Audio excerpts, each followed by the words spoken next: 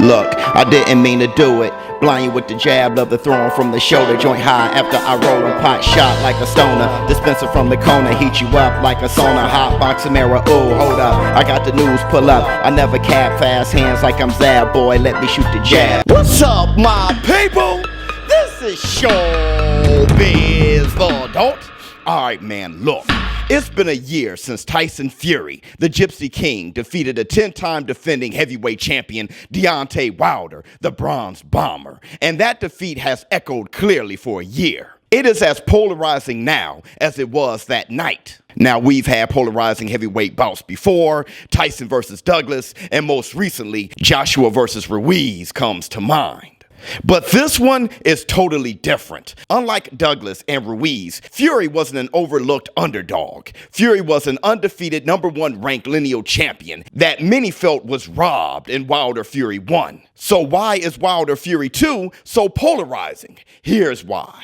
That's right, Glovegate. Video footage shows a strange effect with Fury's gloves, which has caused an uproar in the boxing world. We've heard complaints, threats of investigation, and legal action. But after an entire year, the only thing that has taken place is the firing of the longtime trainer of Wilder, Mark Breland. That's right, Wilder himself fired the 5-time Golden Glove champion, 1984 Olympic gold medalist, 2-time welterweight world champion, and 6-time Hall of Famer Mark Breland.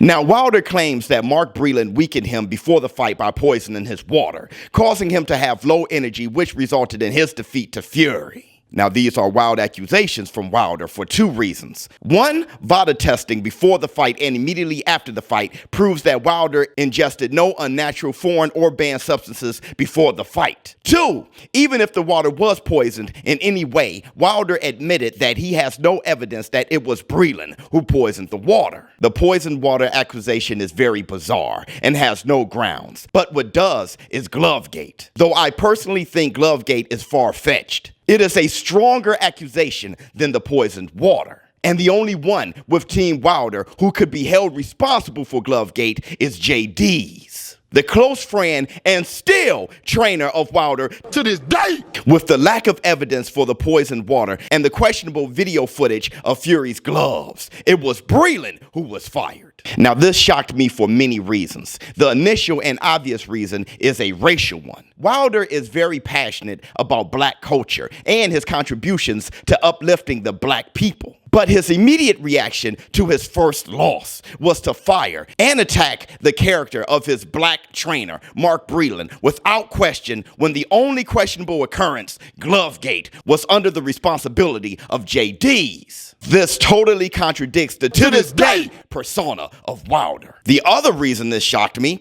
is because Wilder is convinced that Fury was denting his skull in with metal egg weights stuffed under his cushionless gloves. And while Wilder was absorbing punches from Fury in the corner, Mark Breland threw in the towel, stopping the fight, giving Wilder another reason to fire Breland. Meaning Wilder, who is now convinced that his skull was being dented in by illegal gloves, was expecting to be severely injured. And while JD's respected Wilder's wishes to be severely injured, Breland decided to do the primary job of a trainer, put the safety of his fighter above all things. A decision I'm sure Wilder's wife and children are grateful for. Essentially, Breland was fired for performing his job. And after all this, we have Wilder fanatics who also believe in Glovegate and blames Breland for stopping the fight, sending him verbally abusive messages and threatening his life. Why? Because they also prefer that Wilder get permanently damaged by what they believe is a 6'9", 270+ pound top-level heavyweight essentially wearing brass knuckles. Now, how twisted is that? Bottom line, Mark Breland wasn't fired for poisoning water. That's a wild accusation cop-out. Mark Breland stopping the fight, well, that's him doing his job. Mark Breland was fired because someone had to pay an expensive price for saving Wilder's life. To this day. Thanks for shooting the jab with the biz. ShowBizz, the adult. I'm out.